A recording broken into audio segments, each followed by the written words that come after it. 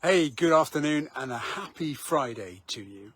I just out on a little evening walk here, and this gate that I came across kind of made me think about the last couple of weeks.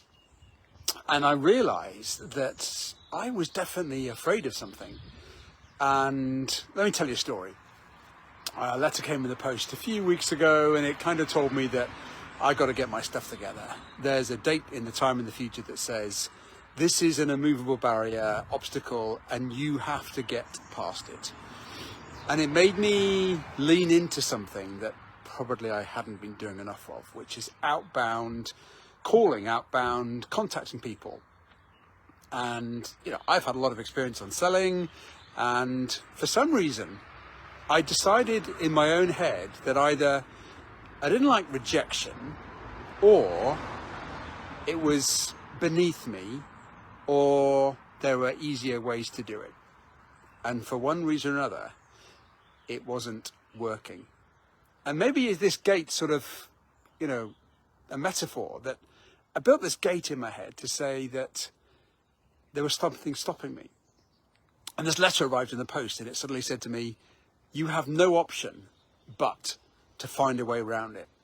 So I kind of opened up a gate in my mind to say, I wonder what if. So I picked up the phone and started calling people that were in my pipeline from a year ago. One of them, I'll call him John, rang him up, and this time last year he was sort of said, yeah, I'm kind of interested, but it didn't happen. Anyway, rang him up and he said, yeah, actually things have changed and I am interested. We had a call on Wednesday night, and sure enough, contract signed, deal in the bag, and success. And I've got lots of other opportunities that are now firing into my pipeline simply by opening a gate in my mind and saying, I wonder what if.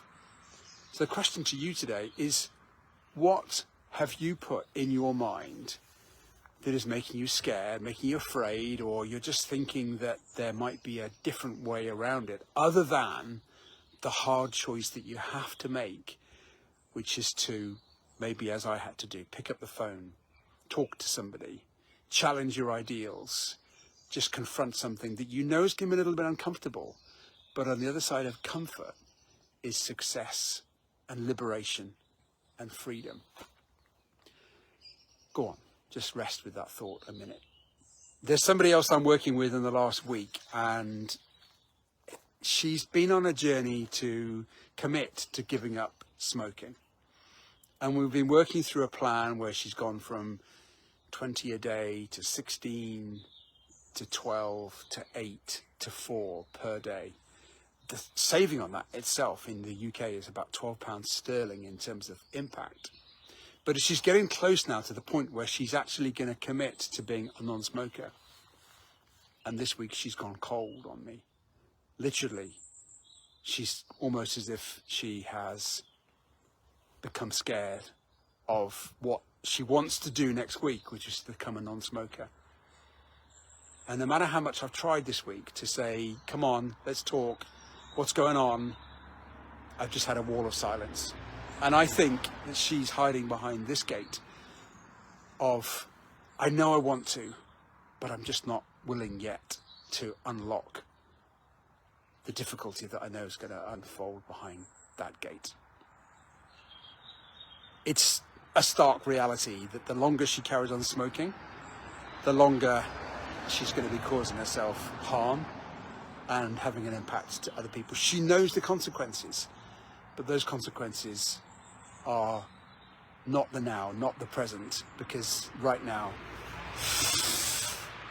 makes her happier than the long-term happiness that could unfold.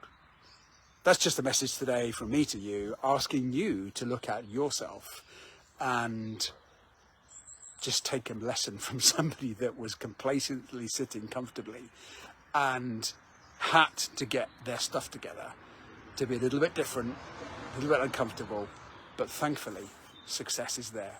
It's my rule of one: do one thing that works, one thing that causes success, and you never know what's going to come.